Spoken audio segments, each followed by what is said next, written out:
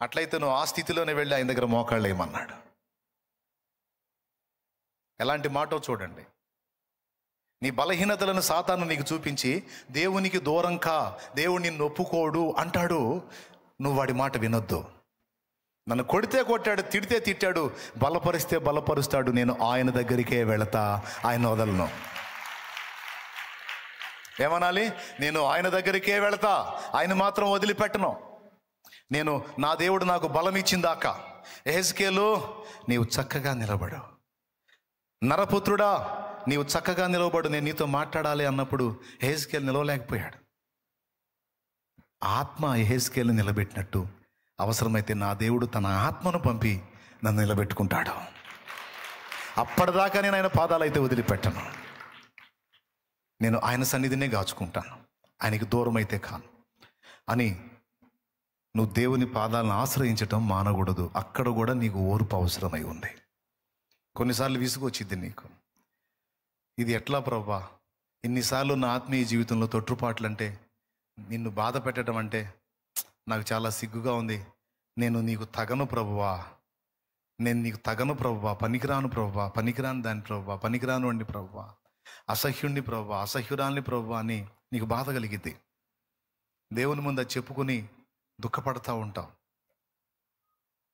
అయితే నేను చెప్తున్న సమాధానం ఏంటంటే, అలా అనుకుని నిన్ను నువ్వే అసహించుకొని దేవునికి దూరం కావాక,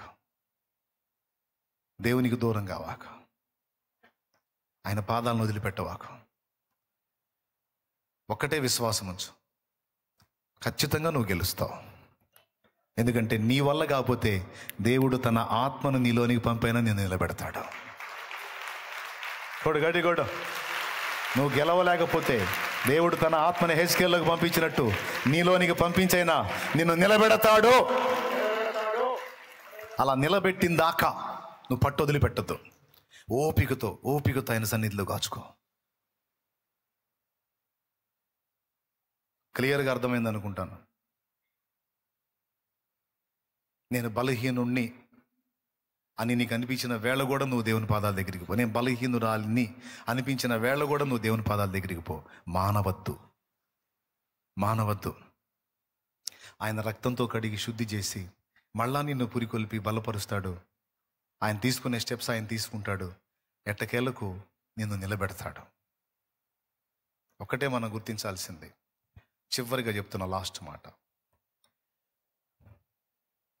ఉయ్యాల్లో పసిబిడ్డ తనంతటా తాను పరిపూర్ణుడు కాలేడు. దేవుడు నిర్ణయించిన కాలానికి వాడు పెద్ద అవుతాడు.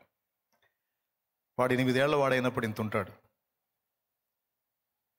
8 ఏళ్ల వాడైనప్పుడు ఎంత ఉంటాడు?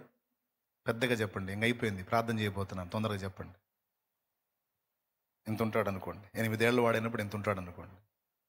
ఇక ఇంత వయసు వచ్చిన దగ్గర నుంచి వాడు కాళ్ళు జాపి, ఈ కాళ్ళు ఇటు జాపి, ఈ చేతులు ఇలా అంట, ఈ చేతులు ఇలా అంట. ఎందుకు? పొడుగు కావాలని. ట్రై చేసి వాడు అవుతాడా?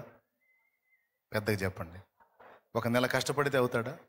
2 నెలలు, 3 నెలలు, 4 నెలలు, సంవత్సరం. వాడు సంవత్సరం కష్టపడ్డా 21 సంవత్సరం వయసు ఉన్నోడి హైట్కి అయితే వాడు రాలేడు.